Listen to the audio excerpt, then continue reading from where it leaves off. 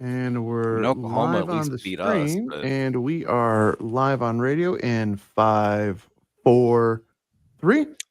And we are back, folks, here on the Michigan Insider on the Big 1050 WTK, online at the Big1050.com, live on location at UTEC IT site of their March Madness party.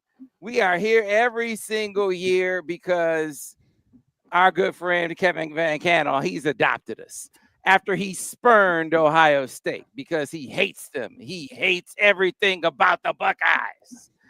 And he loves everything about Michigan. Once he adopted us and he spurned the Buckeyes, he said, hey, why don't you guys come back every single year? We said, we're glad to do that, Kevin. And now that we are here getting ready for the tournament, it is time to welcome in our good friends from MGoBlog for the MGoBlog Roundtable. And we can get ready for Michigan's matchup tonight with UCSD, and we can reflect upon their run to the Big Ten tournament title. Joining us to do that, starting off first with the man who started it all at MGoBlog, Brian Cook. Brian, good morning. How are you? good morning. I And then am we not go over well. to his right-hand man, Seth Fisher. Seth, how are you? I was up late last night. Listen, Sam, I watched a bunch of Big West basketball, and then I watched a bunch of SEC basketball, and I have whiplash. You can't go. You need like a transition before you go from one of those to the other one, right? Like you need a little like Mac or something just to give you like a. You can't just do one then the next. And then, of course, Craig Ross. Craig, good morning. How are you? I'm doing fine. I have some good news. Which is That's that, I made the world's worst prediction last week of predicting Michigan would lose, not win another game this year. And in fact, they won all three. So that was a terrible prediction. The other good news, the secret police haven't come after me yet. As a Canadian, I'm still here and honorary Canadian. And the other piece of good news is Brian's favorite movie now has a sequel, Happy Gilmore 2. And I'm sure he'll be standing in line. Maybe there will be a joke in this one. So, fellas, the joke is on the rest of the Big Ten, who had Michigan dead and buried, who thought that it was all over after Michigan had lost its last three. Yikes. Well, it seems like Sam has left us in terms of the audio. We can still see his lovely face. Yeah. Yeah. I think what he was about to say was Go ahead. the rest of the Big Ten kind of left us for dead, and all of a sudden Michigan is back. Michigan defeats Purdue. Michigan defeats Maryland. Michigan defeats Wisconsin again, and then they get put in a seated bracket behind all of them. Yes. Why? After beating all of these teams in the regular season. Well, I mean, in the conference standings, I should say, we didn't beat Maryland in the regular season, and then beating them all in the Big Ten conference tournament. It just feels like a slap in the face. And like, I think you just have to disregard the results of the entire tournament, to be perfectly honest, if you're not on the bubble. Like, it feels like this 5 seed was determined before Michigan played Purdue, and nothing was going to change that. And the only thing that the Big Ten tournament might do someday is, like, if Indiana had won another game, they're probably in the tournament. I do think that matters, but it does feel like in terms of seeding, it's just a non-entity. So Michigan gets their 5. And then, of course, they get, I think, what might be the strongest 12 seed in the history of KenPom. 36. Well, so it used to be, I mean, there used to be more majors that got 12 seeds, but you have to go back to then. I went and looked, and I think it was like a Virginia Tech team that was ranked 36, and they're the 37th team, right? Well, So, they were like, 36 when the field was announced. They've dropped to 37th now, in any case. But yeah. UC San Diego, an interesting team. Aniawana Tate Jones is the Kiwi who's their top player. He's a 6'6" kind of non-shooter. He does shoot the occasional three, but mostly he operates inside the arc, where he's crazy effective against Big West opposition.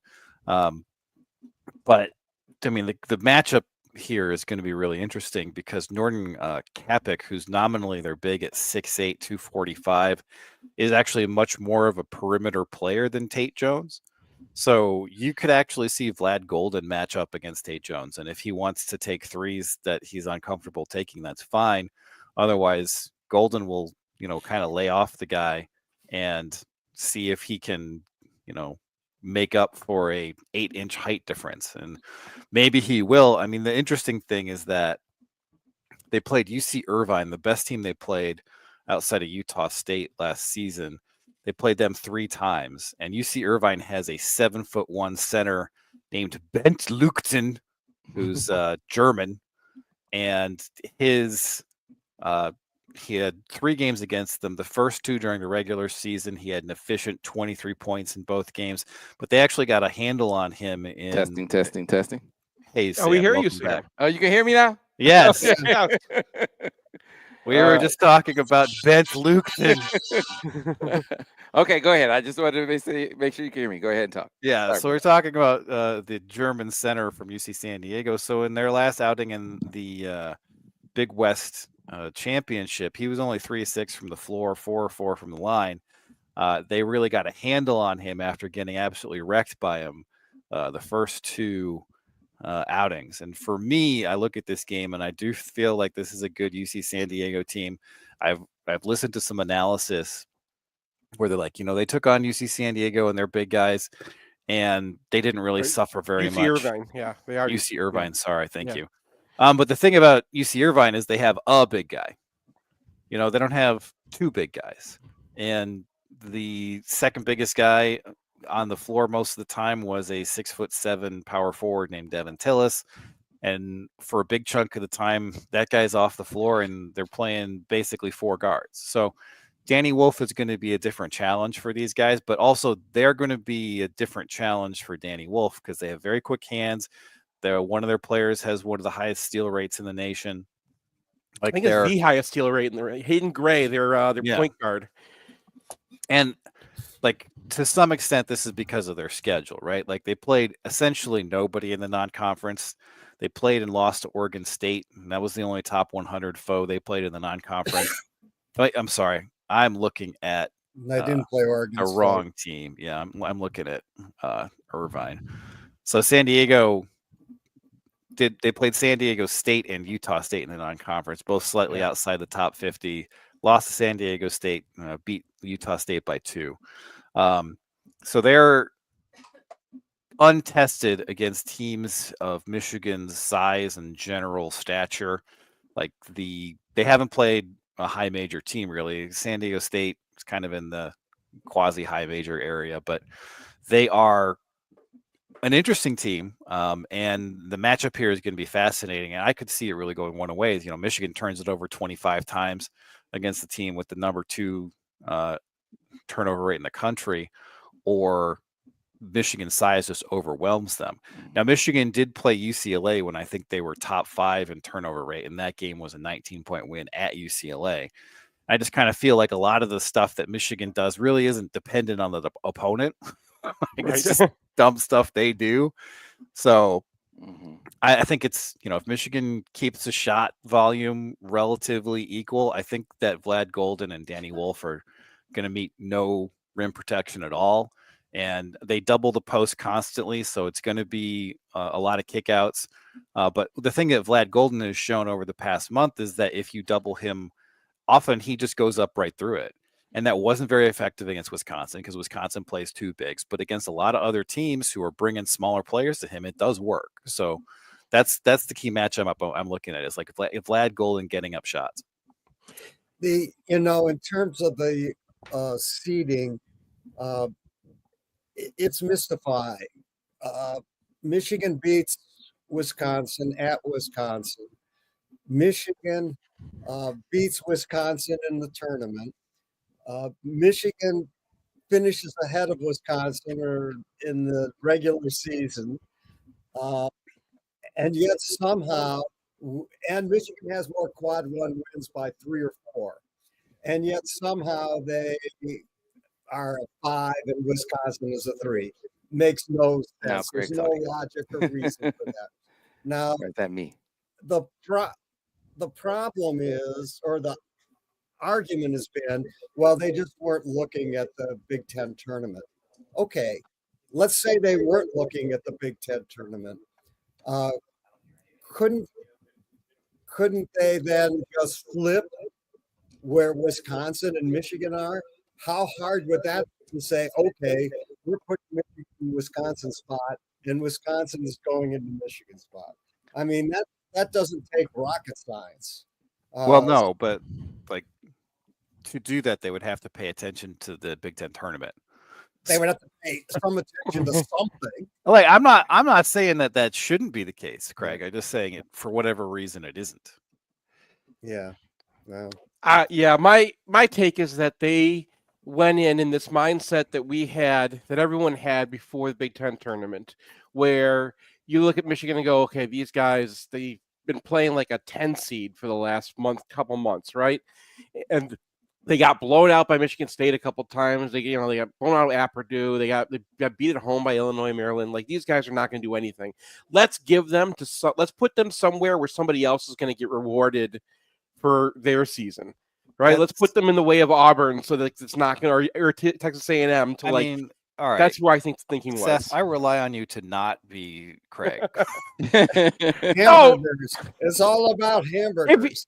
I'm saying if you put yourself in that mindset of that time, because that is how the tournament gets. That is really how the field gets done. They look at it and they say, how can we reward the top seeds for having the best seasons? No, that's not how they do it. That is really not how they do it. Like, there is an element of that in the placement of the teams and their first round matchups, but like, yeah, Michigan isn't even a 4 seed. They're not looking at Auburn and being like, oh well, we got to give this 5 seed to Auburn because they're the number 1 overall seed. That's not how it works. I mean, it is. So if Auburn's the number 1 overall seed, Michigan is apparently the top 5. So if Michigan is the top 5, why are they playing the top 12? I mean, that's the kind of a question that I have. Like, because clearly this is a UC San Diego team that a lot of people thought was underseeded. You know, they have great metrics for predictive purposes, but they're not. Their resume isn't amazing, but it just kind of feels like once you've put them on that band, maybe you should be looking at the predictive metrics for seeing like where in that band they're going to be. That's I think these dudes overvalued the non-conference. Way overvalued the non-conference without really paying attention to the circumstances of Michigan's losses. So they went and they gave Wisconsin a ton of credit for beating Arizona in a home game. And then they really harpooned Michigan for losing 3 non-conference games without paying attention to the fact that they were 5 points, a total of 5 points in neutral site games. And then didn't give Michigan any credit at all for what happened at the end of the season. It was ridiculous. I mean, it's the circular logic that, and when you look at a North Carolina team, for instance, they gave them a ton of credit for playing a difficult schedule, but then didn't ding them for losing all those games. Well, I mean, North Carolina is actually an interesting case, right? Because kind of the gold standard of statistical measures that, like, should you be in the tournament is called wins above bubble. And by that metric, the only team left out of the tournament in front of North Carolina and wins above bubble is West Virginia. And West Virginia is the team that should be upset that they were left out because they got dinged for not having Darian DeVries.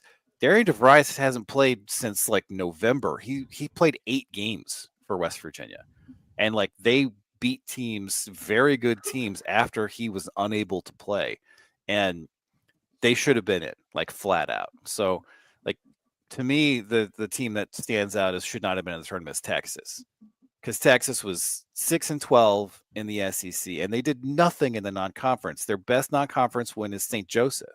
So they're like, at least with Oklahoma, Like Oklahoma beat Michigan, right? Oklahoma also beat Providence, Arizona, and Louisville in the non-conference. And so that's a non-conference resume that I can be like, okay, you went 6-12 in the best conference in America. I guess you are allowed to be in this tournament. But Texas should have been nowhere near. I'm sorry, a 6-12 team that's 19-15 overall that did nothing in the non-conference. Come on, like brutal. Okay, you look at what they did with Purdue. Purdue beat Alabama, Ole Miss in the non-conference, which is great. Give them a ton of credit. But then they are vaulting Purdue, it seems to me, based largely on that, because Purdue hit the skids like Michigan, just like Michigan. And then Michigan recovered better than them, though. Beat them twice, including in the Big Ten tournament by double digits. And yet you they're can't even a mention C-line the Big ahead. Ten tournament. You can't mention the Big Ten tournament with this Why seeding not? because it's obvious they did not care. It's obvious that they made that's this the point. bracket before the No, Big I Ten mean, I tournament understand happened. that. Like we And had, And that's the point. all right, let's Like, why don't you count it? Why does the end of the season not count, but the beginning of the season does? That's the opposite of what they used to say historically. They used Well, to say, "Oh, you finished strong," So it makes no sense. Look, a trained seal could have figured this out, and apparently they don't have a trained seal at the NCAA. And even if they paid no attention to the Big Ten tournament, all they have to do is split. Right. And I would say to them, okay, so the end of the season doesn't count, but the beginning of the season does. Yeah. Michigan beat Wisconsin at the beginning of the season and the end. Help me out. Help me out. I mean, I agree with all this. And John Gassaway, who is a longtime writer at ESPN and now has his own excellent blog that I recommend everybody to follow, posted that at this point, do we really need a committee? Especially, I mean, he was just talking about selecting the field. He just wants to use wins above bubble. And, given the experience in hockey, I kind of feel like that might not be the worst idea because Michigan is the hockey team that is most on the bubble right now. They need 0 bid steals to make the tournament, and it's all done by computer, and nobody's complaining about it, right? It's just like this is the position that they put themselves in by getting swept by Penn State. And there's no caterwauling about who should be in or the athletic director of a team that's on the bubble is like going to put his thumb on the scale for them. It just doesn't exist. No, we're And at this kicking point- ourselves for losing to Arizona State way back when, right? Well, yeah, sure. Thanks. I appreciate that. So, I mean, to me, like, yeah, the statistical measures are good enough that I feel like you can just use them and you can do away with all of this stuff and just rank the field by wins above bubble, and then we're done. And the best part about this is it's funny because Duke would be a number 2 if you did that. And people would be furious about that, but I personally find it funny. Yeah, it's water under the bridge now, I guess. But you listen to the committee talk, and it's like, especially Bubba Cunningham, Michigan was inconsistent in the non-conference. Like, what the hell, man, are you talking about? Inconsistent. I mean, like you look at someone's overall resume, and that's really the only way you can do it now. And I do think Michigan got punished also because they won a lot of close games. And that's something that people will notice. Like, you lose a lot of close games. They're like, well, you lost those games. You win a lot of close games. It's like, well, you're kind of a luck box. And it's like, I don't think that should matter. Like, for me, I don't think predictive metrics that take margin of victory into account have any place in seeding or selecting the NCAA field. And there's arguments like this whenever, like, you see the football playoff. It's like, well, Vegas says this. I don't care what Vegas thinks.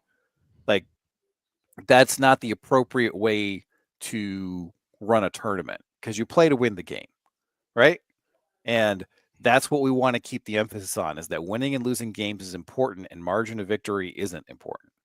And it's still important to me because I have a desperate need to see Michigan ranked highly on Ken Pop. So it still matters to me, but the important thing for a tournament is, did you win this game or did you lose this game? And it has to be that and only that. And so I think the inclusion of like Torvik and Ken Palm and then KPI, which should be excised because it's terrible. And like it is unfathomably bad, but it's on these team sheets. I think that also hurt Michigan because they're behind all these teams in the predictive metrics. They're behind Purdue. They're behind Illinois, who actually got a 6 seed. They're behind Wisconsin. They're behind Maryland. And like, I just think that was a kind of an anchor on them in a way that I don't feel is appropriate. And I know that's going to set up situations in the tournament where you have teams that aren't as good in predictive metrics getting higher seeds, but that's what we all want because we love the upsets, right? Like if Michigan's a 3 and like, oh, people are picking them as the number 1 ups in the tournament because just in terms of Ken Palm numbers, it's obvious. But to me, do away with the tournament, do away with the committee, do away with every metric that's not purely wins and losses, just have a robot seed the thing and be done with it. Yeah, man. I mean, in the end, aren't wins and losses somewhat relevant? And it seems like not for the NCAA. They don't care. Well, they're at least somewhat relevant. Michigan got a 5 seed. They weren't left out. Yeah, I guess there's that. Yeah. I guess. Well, you got to remember, Bubba said in his press conference, like, "Oh, we had contingency brackets. Like, here was a bracket for Michigan if they won. And here's a bracket Wisconsin won." And I'm like, I would love to see that bracket. Yeah, I was like, really? Did you? Like, where is Michigan going to be if they lost? Like, it's like, were you a 7 seed Mongolia? before this happened? Yeah. Here's the last thing I'll say. The non-conference win, just about Wisconsin. The non-conference win over Arizona happened in what, late November, early December? And then Michigan played Wisconsin in December, in the span of the season, which happens when you normally play non-conference games. This is typically, it would be a non-conference game. But because you play so many conference games now, you got to play a conference game at that time. And they went to the Kohl Center and beat them right after they won that Arizona game. So technically, it's kind of like a non-conference game. And you beat them right after they beat Arizona. So why don't we just call that a non-conference win? I mean, that's how they should have treated it. If you give Wisconsin credit for beating Arizona, why don't you give Michigan credit for going in their house and beating them after they beat Arizona? I don't understand. Why don't they get credit for that? They didn't give them any credit for beating Wisconsin at that point. I mean, if you want to talk about, which teams are lucky and whatnot, you can at least click into those games and see like who hit their threes and who didn't. Because that Arizona-Wisconsin game was just a 3-point luck game. Arizona went 4 of 23. Wisconsin went 12 of 27. That's why that game was a blowout. We don't want to do that, right? Yeah. Like, that's not something that I want the committee looking at. And one of the worst things that the committee did is when they left West Virginia out, their tenuous explanation included the fact that they had a win over Iowa State when one of their best players was out. And I'm just like, bro. Once you go down that road, a 1 in 26 team can get in, right? Right. And, yeah. I mean, like the explanations offered up by the North Carolina athletic director were extremely uninspiring. Like, they didn't make me think that this like collection of high-powered executives really had any idea what they were doing. Like, right. No, I mean, he was trying to reach he was trying to reach like the technocrats. He was trying to tell people we've been in the past, and what he imagines we are, like stats. And the guy is clearly illiterate in terms of math, right?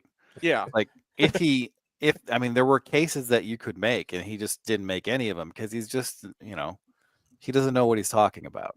And fundamentally, athletic directors are not competent at this. Like, that's not their core competency. I'm not exactly sure what it is, like wearing suits and eating shrimp. I don't know, but it's not this.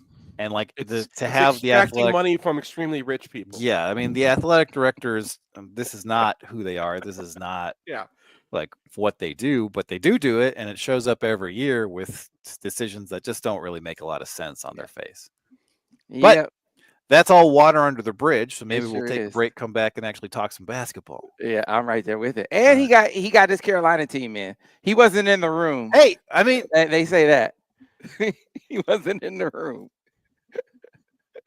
Anyway, They- that they doesn't mean could've- his team. That doesn't mean they won't make noise. They might make some noise in there, but they shouldn't be in this field. We do need to get to a break. To your point, Brian. And when we come back, we'll talk about how far you guys have Michigan going. Any upset specials you have in your bracket. Does Michigan State have a cakewalk to the Final Four? Some people think they do. We will get into that on the other side.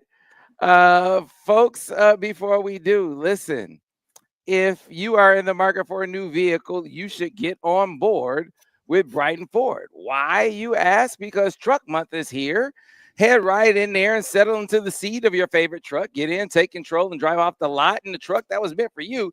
Take advantage of the huge savings through March 31st. Well-qualified lessees can lease a 2024 Ford F-150 for as low as $216 a month, $3,500 down, plus first payment, taxes, doc fees, license, and state fees due at signing. Security deposit waive, 7,500 miles per year, 24-month lease. Call 1-800-NEW-40 to see dealer for full details. Now, tell them I sent you, just like I sent all my friends from the Michigan Athletic Department, and you too will be able to get on board with Brighton Ford. Now, we got to get to a break. Be back on the other side here on the Michigan Insider on the Big 1050 WTKA, online at the big1050.com. We're on radio. So, Brian, what did you think of the officiating in the Maryland game? So Well, I briefly became a 78-year-old man. Yeah, I mean, like, it was the worst, probably the worst I've seen. Definitely the worst this year. Worst I've seen. Yeah, in a it long was time. the worst game I've seen this year, and it had two officials who are usually okay. Yeah, I think in Karstensen and Serrato. So I'm muted from them right now. And You're not. the I can hear last you. 10 minutes of that game were unbelievable. I mean, there wasn't a single call that was right. I mean, it was quite pretty much. And like the worst one was the golden call where they took the coward's way out of fouling Julian Reese out of the game. Yeah. Like if that guy has 3 fouls, there's no way that's on Right. golden. But they decided to take 3 points off the board for Michigan so that the guy could stay on the floor. It was just like, that game was the worst officiated game of the year. Here's the other crazy thing. Taking away the 3 intentional fouls at the end of games, Michigan got 29.8% of the foul calls. Anything that makes you feel better, pal. 70.2% of the calls made in this tournament were against Michigan. That's a pretty remarkable number. I don't think certainly for a team that won the tournament. I never saw anything like that. And that game was a particular whopper. So that game, like you said, Carstensen and Serrato were normally fine. Jeffrey Anderson was the one making those calls. Well, Jeffrey Anderson kills us always. I mean, he kills us always, and he we had him, I think, in all 3 games. And after the Michigan-Maryland game, after it was obvious that he was overriding the other officials to make these bad calls, there was no reason he should have been able to do the next game. And he's the first official to take the floor in the next game. I thought, I'm just making this up in my head here, but I thought that Michigan complained after the game, and that the response that Michigan got was, you're going to get this guy.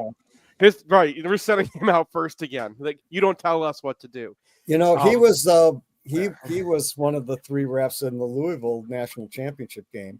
John Higgins and that guy and we hadn't seen him much until then. No, the only time we saw him this year before the Big Ten tournament was the Michigan State game in Ann Arbor. Yeah. So which also had some moments. We haven't seen him much, but I know at one point I had tracked him, and we were 0-7 in games that he officiated. So it's a known thing with him, and I thought that was why we hadn't seen him all year. Yeah. And then he starts making those. I'm like, I see him. Okay, I'm like, okay, whatever. I don't know what goes on behind the scenes with these guys. They don't tell us right? There's no transparency in this kind of thing. Right. But I kind of figured that, okay, if they're going to have him do the Big Ten tournament, that maybe whatever it was is past, right? Maybe he didn't get along with Jelon or something like that, right? And then all of a sudden it starts coming out, and it's just like, well, I don't want to be the conspiracy guy here, but this guy hates us. Yeah. Yeah, I do. And the, I will give credit, though, to Kelly Pfeiffer, who in the one game we had him called a really good game. I tracked him, and I didn't think he even made a mistake. It's pretty hard to officiate basketball, and I watched him in slow motion, and I don't see any mistakes by this guy. So good for him, at least. Yeah, and people are mad at Carstensen. I think Carstenson's a fine ref. I usually am happy to see Carstensen and Larry Sirotto. Yeah. I mean, just that they ended up in that Maryland game, and it was a debacle. Carstensen's the one official in the Big Ten who is very competent at calling bigs, right? Like if it's in the post, he knows what he's doing. Yeah, he actually sees what's going on there. He knows when because he played, right? He knows the game, and he doesn't get intimidated generally by Izzo or Fran going crazy. Not right now. A coach goes off, and I heard you. it doesn't really seem to bug him all that much. So I'll give him that. But boy, I don't think that was a good game by him, and I know it wasn't a good game by Anderson, but. Anyway, happens.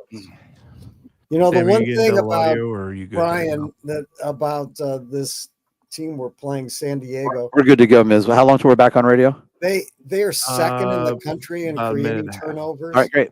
And in the top 5 and fewest turnovers. I mean, I don't know. That's bothersome. They have to win on the glass. Yeah, that's the only way they're going to make that up. But they have to win it. Them forcing turnovers doesn't really bother me because we've seen them against teams that force a bunch of turnovers. Yeah. And it's like, even when that happens, it's still mostly their own doing. That's true. I mean, yeah. And then occasionally, what was it? Was it the Purdue game? We have 6 turnovers. And they had excellent turnover games in 2 of the 3 Big Ten tournament games, and then they had 20 against Maryland, but they had 18 offensive rebounds. Yeah. So they were. In fact, Maryland was about even in shots. I think they lost 19-6 on turnovers and won 18-4 on offensive rebounds. Yeah. So they made it up on the other end, but yeah. So I don't know. But the interesting thing to me is that Dusty May said he knew about San Diego because he'd been, quote, watching them all year. All right, we're coming back on radio in about 10 seconds. Wow. That's interesting. So. Yeah, well, Dusty May watches a lot of basketball. I suspect Dusty May is like, He's the kind of guy who, like, after a basketball game, he's like, I need to relax and go home and watch some basketball. So, Miz, I got all the reads, don't I? I got all the reads in, didn't I? I think so. Yeah, I think so. All right, here we go, guys. That last one was hard because the echo was killing me. So I was trying to I think what it was is we had a connection back to the Comrex, but we should be all good now. Back on radio in 5, 4, 3. And we are back, folks, here on the Michigan Insider on the Big 1050 WTKA, online at the big1050.com. We are live on location at UTech IT, site of the biggest Michigan fan I know. I got to tell you, that's saying something. When you used to be a Buckeye diehard. That was Kevin Van Cannell. I mean, the guy used to eat, sleep, and drink Buckeye. And now he's a Buckeye no more. I mean, he had Buckeye draws, Buckeye socks. Everything was Buckeye. I think you're not supposed to eat or drink Buckeye. I think they're poisonous. Yeah, now but he can't stand them. He cannot stand anything Buckeye. He has Ryan Day sucks throughout the office.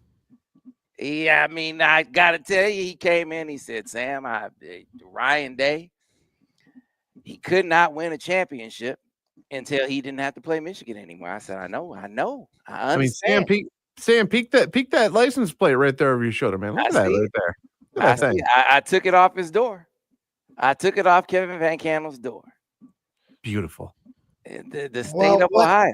what happened? How did this sort of How did this transformation happen? yeah. How did this epiphany take place? Mhm. He moved up to the state of Michigan and realized you could do better business up here. Oh. It's amazing how that can change a man's life, right? But then he just saw that the people are better. It smells better up here. It tastes better up here. I get it. You know, you don't have all rampant incest going on. You know, all these things happen. All these things happen up here in the state of Michigan. You know, and I just think things just happen better in Michigan. I get it. The Kevin Van Cannel, you know, that's why he moved. He actually lives in the state of Michigan.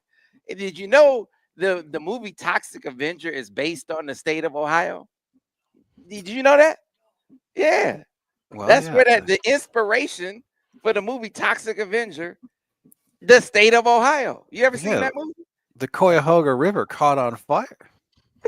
There you go. There's an REM. There you No, go. I was living in Cleveland when that happened, and Wait. Don't implicate yourself, Craig.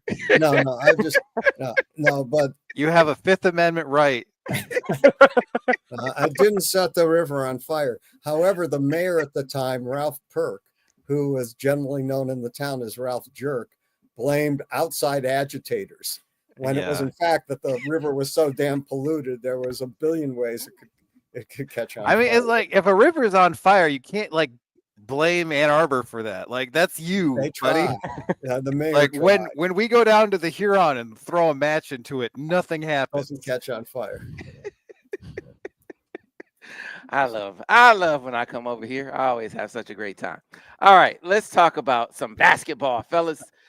Michigan takes on UCSD. I think most of us, all of us, have the Wolverines prevailing. Now the question becomes, how far do you have Michigan going? Starting with you, Brian Cook. Well, I think that they might get Yale in round 2 because Texas A&M can't shoot at all. Yale can. I mean, if Yale can keep Texas A&M off the offensive boards, which is a pretty big if, I think they're going to come through, and then that'll be a fascinating matchup for Danny Wolf and his old team. But I think Auburn is a hard stop.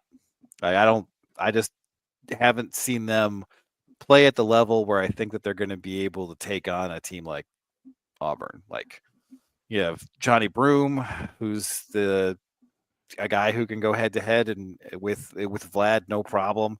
And like this guy is like a real point forward. He has a 21 assist rate. His turnover rate is 8, which is a little better than what Michigan is getting from their point forward.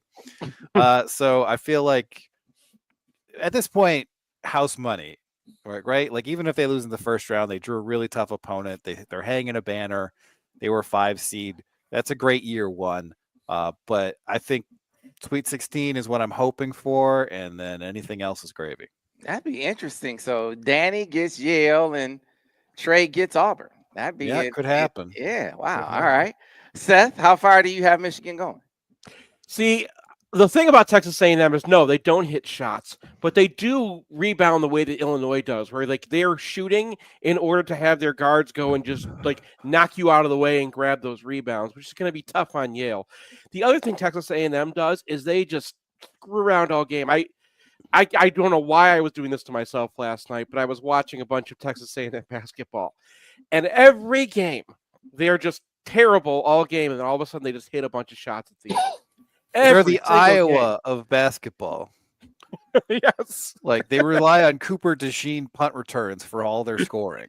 Yeah, except for it's like Zurich Phelps getting a pass, which is 27%, by the way, getting a pass that barely even touches his fingers and just like pops in the air and goes in for a winning 3. There's some just ridiculous stuff that happens with this team. So I hate that because they're just a terrible matchup for Michigan because we saw the Illinois game and they do the same crap, right? They're gonna go. Well, Illinois hit shots in that game, and Texas A&M is not going to hit shots. They just refuse to. Right. The other thing Texas A&M does is they turn the ball over a lot. We haven't faced anybody who has turnover problems. Anybody, right? Like it's every single game. It's been like Michigan, their 20% turnover rate versus so and so with a 5% turnover rate. It's been nuts. Yeah. All right. Yeah, I'm with Brian on this. I don't think Yale will win, but I think Michigan will win the first 2 games. I don't see them beating Auburn, assuming Auburn gets through. So I'm at the same basic spot, though I'm not convinced Yale can actually beat Texas A&M. I think they're just going to get beaten up. But Bro, I got John Poulikaitis going off for 35 on that game. I hope Like so. 6 I'll be of 12 rooting for from Yale. 3. Are you So- guys at all? Are you guys at all intrigued by the matchup of Auburn versus Louisville in Lexington in round 2? No. I think Auburn is a much better team than Louisville, Yeah. and I do too, but just the possibility of a raucous Louisville crowd in Rupp Arena, that just Nah. that I mean, that's weird. It's weird. it is weird, but Weird. that. But I'm just like, bro, like Chucky Hepburn isn't beating Auburn. Yeah, we saw that guy. Remember that guy was at Wisconsin. Like we know how far Chucky Hepburn can take you, and he's just going to come up against way too much athleticism for that. For what he can do. He's a fine player, but he's not beating Auburn. Yeah. All right. So as you look around, I asked you this before we went to the break. People just have Michigan State cakewalking it to the Final Four. Now there's Final Four. To the Final Four. They're in our bracket. They have to go through. Are you Auburn. listening to Justin Spiro? Who is looking at this bracket and be like, oh yeah, like Michigan State's like they have Iowa State can play basketball. Let me tell you. but their record is deflated by the fact that they lost a pretty important player for a big chunk of the season. Like, Marquette's a pretty decent team in round 2. I don't necessarily think they're going to beat Michigan State, but and then they got Auburn at the end of that path. Like, that's crazy talk. Anybody who's like, oh yeah, Michigan State's going to come out of this easy region to me, I saw the brackets revealed and I'm like, wow, there isn't one. There isn't a region that's easy. Keyshawn Gilbert is out for the tournament for Iowa State though, so that I think that knocks Iowa State out. I mean, I don't know. They have a defensive system. Like I don't think anyone has a cakewalk in this year's tournament. I think it's all very difficult. The thing with Michigan State is they've got to shoot it. Michigan State's going to come out. They're going to play defense. They're going to be solid on the boards. But are they going to shoot the ball? And that's been real up and down for them really all year long. I mean, they shot it okay against Michigan, but then they didn't at all against Wisconsin. So if they come out and shoot it for 3 or 4 games, yeah, they can make the Final Four. They have the ability. I just don't know if they can shoot the ball well enough to get there. Yeah, I'm just hoping that the young Martellis can make it interesting. I'm hoping that the young Martellis, that would be poetic justice if the young Martellis give them hell. And oh boy, if they pull the upset, that is not on my bingo card. I hear you, but man, that's a 30-point spread. The crap that I will talk. The month of Izzo memes that I will unleash if the young Martellis pull it off. Because they shouldn't be intimidated. I mean, size-wise, they match up. They have in Earl Timberlake, you got a guy who's a high major player.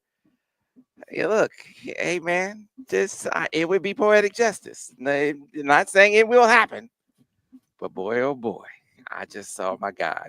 Just please give me that. Other than Michigan, that's the one thing I want. So, who do you guys have? One thing for Izzo Izzo, when they lost to Wisconsin, came out and said how incredibly disappointed he was because this was really a tournament he wanted to win. Because it's the first Big Ten tournament with the West Coast schools, and he just really wanted to win this one. Okay, he wasn't like saying, "Nah, who cares?" It's so I'll give Izzo credit. Good for him. When they lost to Middle Tennessee State, what was the seed matchup? It was 15-2. Yeah, 2 and Yeah, 15. Middle Tennessee Yeah. was a 15-2. Yeah. Giddy Potts. Come on now. Come on, let's make it happen. What's your final? You guys have a final? What's your final four? I mean, it's tough SEC. to, yeah, it's tough Okay, to well, pick against top well, seeds. who's your champion? Let's just go there then. Who's your champion? I got Houston. I Seth? wish I could pick Houston. I like Houston. I want Houston to win. I have a Final Four of SEC teams. It's going to be rough. I'm going to have to turn it off. I got an Iron Bowl championship game, and then I got Auburn beating Alabama. Yeah, my brother Roger last night tried to convince me about Houston and thought he's with Brian. He thinks Houston is the winner. I lean to Florida. I lean to Florida too. So I'm picking Florida as the ultimate one. Yeah, I got them in the Final Four. Yeah, I got The thing Florida is- as well. Thing is, Houston. They have a bit of a feel of a team of destiny. Because Houston, they've had this great defense forever, right? And then all of a sudden, now they give an offense that matches the defense. There's kind of a Michigan 23 vibe about that team, where finally they have all the pieces they need to do this. But I hate their route. I hate there's so many different things that can trip you up, because they play all sorts of teams that have very high ceilings for the level they can play. So, yeah. All right, fellas, it has been real as always. I thank you. I hope that you enjoy the tournament, because if you do, that means I will. So enjoy the tournament. I want to say thank you to all the great folks here at UTech for welcoming us back out. My man, Jim McCarthy, who's going to come out and help us celebrate with his new good friend who loves Michigan, Kevin Van Cannell. We're going to have a great time. That is right. He loves Michigan. He loves Michigan. That is right. That's how long it's been. That's how long it's been. We're going to see you, folks, on the next edition of the Michigan Insider on the Big 1050 WTKA online, thebig1050.com. Clear on radio and clear on.